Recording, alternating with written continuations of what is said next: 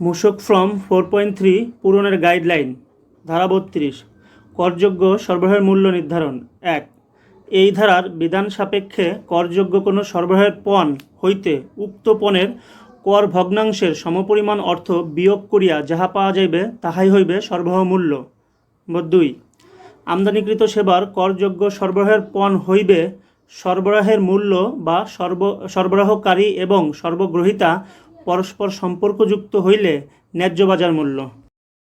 Number 3 কোনো নিবন্ধিত ব্যক্তি কর্তৃক তাহার সহযোগীর নিকট সরবরাহকৃত করযোগ্য সরবরাহের মূল্য হইবে উক্ত সরবরাহের ন্যায্য বাজার মূল্য হইতে উহার কর ভগ্নাংশ বিয়োজিত মূল্য, যদি ক উক্ত সরবরাহ পণবিহীন হয় বা উহার পণ ন্যায্য বাজার মূল্য অপেক্ষা কম হয় এবং খ উক্ত সহযোগী এইরূপ সরবরাহের নিমিত্ত উদ্ভূত সমুদয় উপকরণ কর রেয়াত গ্রহণের অধিকারী না হন। নাম্বার 4 অন্যবিধভাবে নির্ধারিত না থাকিলে পণবিহীন করযোগ্য সরবরাহের মূল্য হইবে উক্ত সরবরাহের ন্যায্য বাজার মূল্য হইতে উহার কর ভগ্নাংশ বিয়োজিত মূল্য। নাম্বার 5 নিবন্ধিত ও তালিকাভুক্ত ব্যক্তি কর্তৃক সংশ্লিষ্ট কর্মকর্তার নিকট নির্ধারিত পদ্ধতিতে উপকরণ উৎপাদ সহগ ইনপুট আউটপুট কোএফিসিয়েন্ট দাখিল করিতে হইবে। বিধি 21 ধারা 32 উপধারা 5 উদ্দেশ্য পূরণকল্পে কোনো নিবন্ধিত বা তালিকাভুক্ত ব্যক্তিকে পণ্য উৎপাদন বা সরবরাহের পূর্বে ফর্ম 4.3 বিভাগীয় কর্মকর্তার নিকট একটি উৎপাদ সহগ ইনপুট আউটপুট কোএফিসিয়েন্ট দাখিল করিতে হইবে, যাহার একটি অনুলিপি বিভাগীয় কর্মকর্তা কর্তৃক সুপারিশ সহ 15 কার্যদিবসের মধ্যে সংশ্লিষ্ট কমিশনারের নিকট প্রেরণ করতে হবে। তবে শতভাগ রপ্তানিমুখী শিল্প প্রতিষ্ঠান কর্তৃক রপ্তানিযোগ্য বা রপ্তানিকৃত পণ্যের ক্ষেত্রে এইরূপ ঘোষণা প্রদান করতে হবে না। মূসক ফর্ম 4.3 পূরণের জন্য বিধি 21 প্রতিপালন করার কথা বলা থাকলেও কাঁচামালের মূল্য ও সংযোজিত মূল্যের আলাদা ঘর থাকার কারণে কোনোভাবেই এটাকে মূল্য ঘোষণা বলা যাবে না। নতুন ভ্যাট আইনে অন্য ধারায় কিভাবে ভ্যাট আদায়যোগ্য হবে সেটার বিধান ধারা 32 উপধারায় 1 হতে 4 রাখা আছে। যেমন বিনিময় মূল্য, অর্থাৎ যে মূল্য ক্রেতার নিকট বিক্রয় করা হবে সেটা ভ্যাট সহ মূল্য হিসাবে ধরে সেটাকে 115 দিয়ে ভাগ করে ভাগফলকে 15 দ্বারা গুণ করে যে টাকা আসবে সেটাকে ভ্যাট হিসাবে আদায় করা হবে। যদি পণ্যের বিনিময় মূল্য অর্থাৎ বিক্রয় মূল্য 440 টাকা হলে ভ্যাট হিসাবে প্রদেয় হবে 57 টাকা 39 পয়সা। ফেয়ার মার্কেট প্রাইস বা ন্যায্য বাজার মূল্য হিসেবেও ভ্যাট আদায়ের বিধান রাখা আছে, অর্থাৎ সমজাতীয় পণ্যের বাজার মূল্য অনুযায়ী অন্য পণ্যের মূল্য নির্ধারণ করা হবে। এরকম ভ্যাট আদায়ের বিভিন্ন পদ্ধতির কথা বলা থাকলেও কোথাও বলা হয় নাই মূসক ফর্ম 4.3 ঘোষিত মূল্য ভিত্তি হিসাবে ধরা হবে।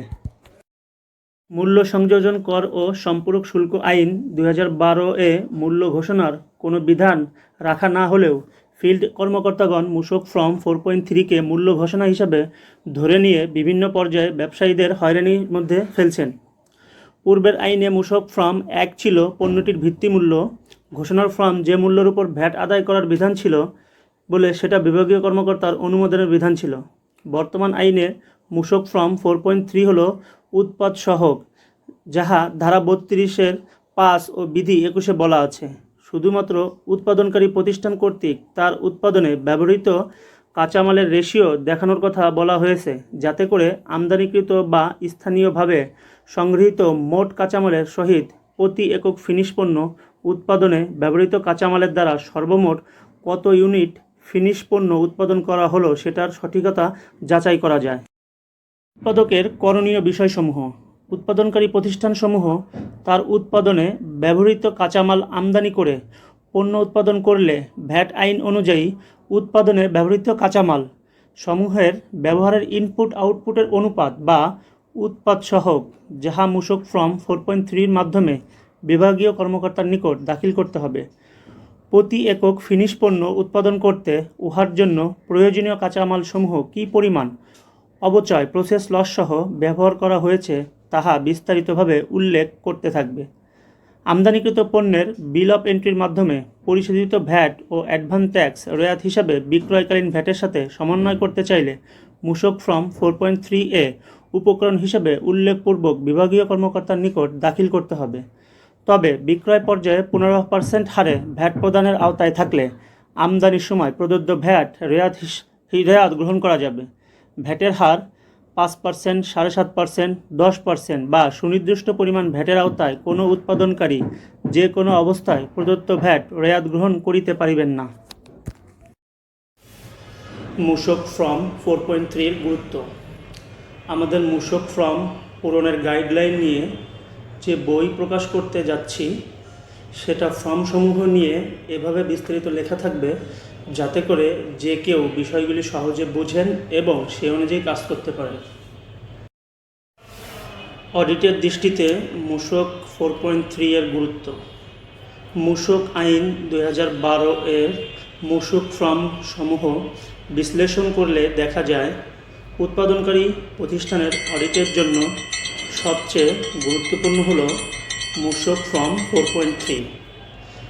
যে কোনো উৎপাদকের ব্যাংক হিসাব বিবরণীর ক্রেডিট পার্শ্ব বিশ্লেষণ করলে মোট বিক্রয় বের করা যায় এবং নির্ধারিত ভ্যাট হারের ভগ্নাংশ দিয়ে ভাগ করলে সহজে মূসকের পরিমাণ বের করা যাবে।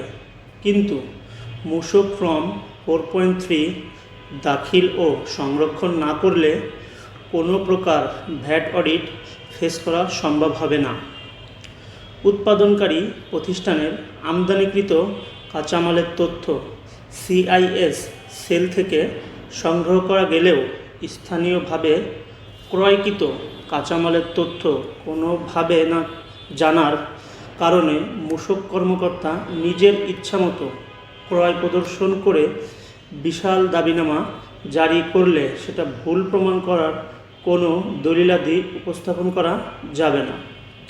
অন্যদিকে যদি মূসক ফর্ম 4.3 উৎপাদনে ব্যবহৃত কাঁচামালের রেশিও অনুযায়ী সঠিক পরিমাণ উল্লেখ থাকে তাহলে খুব সহজে মোট উৎপাদন ও মোট ক্রয়কৃত কাঁচামালের প্রকৃত পরিমাণ বের করা সম্ভব।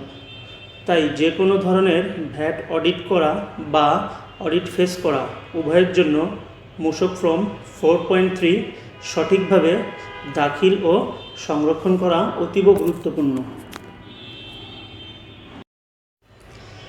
আইন ও বিধির আলোকে রেওয়াজ নেওয়ার পদ্ধতি ও মূসক ফর্ম 4.3 এর গুরুত্ব। মূসক আইনের ধারা 46 উপধারা 1 এই আইনে ভিন্নরূপ কোনো বিধান না থাকিলে কোনো নিবন্ধিত ব্যক্তি অর্থনৈতিক কার্যক্রম প্রক্রিয়ায় করযোগ্য সরবরাহের উপর উৎপাদ করের বিপরীতে নিম্ন বর্ণিত ক্ষেত্র ব্যতীত পরিশোধিত উপকরণ কর রেয়াত গ্রহণ করিতে পারিবেন। যেমন মূসকের হার 15% নিম্নে কিংবা সুনির্দিষ্ট কর আরোপিত রহিয়াছে এমন কোনো সুনির্দিষ্ট পণ্য বা সেবা সরবরাহের ক্ষেত্রে কৃত উপকরণের উপর পরিশোধিত মূল্য সংযোজন কর। উপকরণ উৎপাদ সহগ ইনপুট আউটপুট কোএফিসিয়েন্ট ঘোষিত নেই এমন উপকরণ বা পণ্যের বিপরীতে পরিশোধিত উপকরণ কর।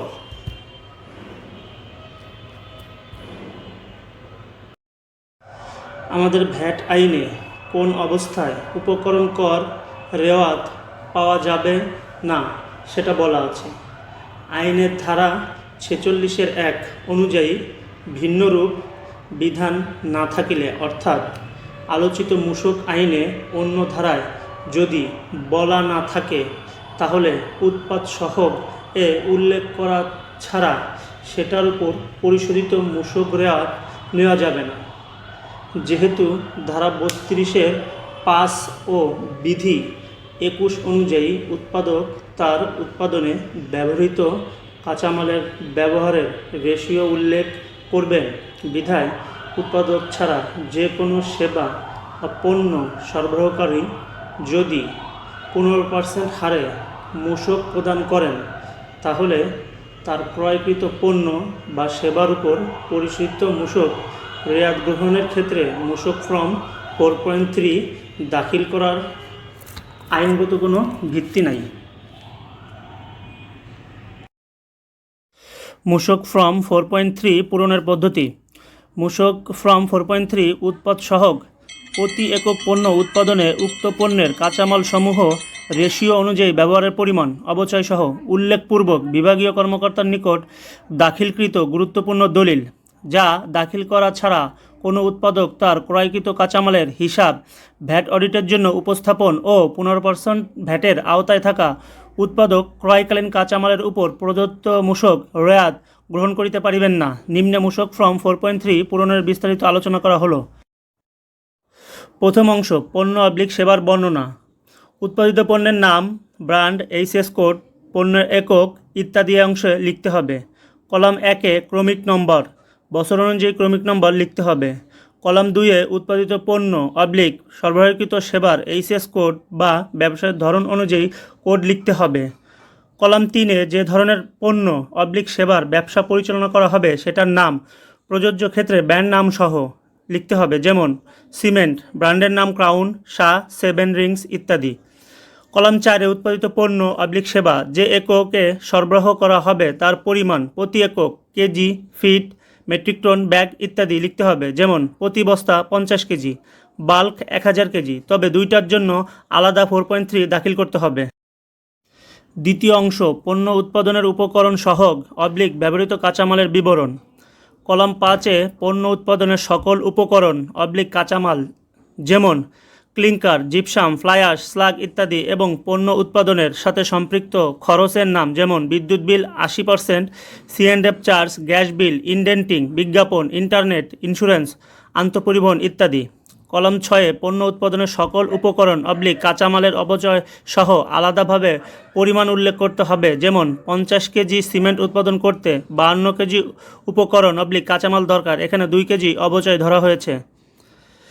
কলাম 7-এ পণ্য উৎপাদনের সকল উপকরণ কাঁচামাল এবং পণ্য উৎপাদনের সাথে সম্পৃক্ত খরচের অবচয় সহ মূল্য লিখতে হবে। এখানে আমদানিকৃত পণ্যের ক্ষেত্রে শুল্কায়ন মূল্য প্লাস সমস্ত ডিউটি সমূহ, ভ্যাট, এটি ও এআইটি বাদে যোগ করে মোট মূল্য বের করতে হবে। এই মূল্যকে মোট পরিমাণ দ্বারা ভাগ করলে প্রতি একক মূল্য পাওয়া যাবে এবং উৎপাদনে যে পরিমাণ ব্যবহার করা হবে অবচয় সহ সেটা দিয়ে গুণ করলে যে মূল্য আসে সেটা এখানে লিখতে হবে। কলাম 8-এ পণ্য উৎপাদনের সকল উপকরণ কাঁচামালের অবচয়ের পরিমাণ উল্লেখ করতে হবে। কলাম 9-এ পণ্য উৎপাদনের সকল উপকরণ কাঁচামালের অবচয়ের পরিমাণ শতকরা পার্সেন্টেজ উল্লেখ করতে হবে। তৃতীয় অংশ, মূল্য সংযোজন।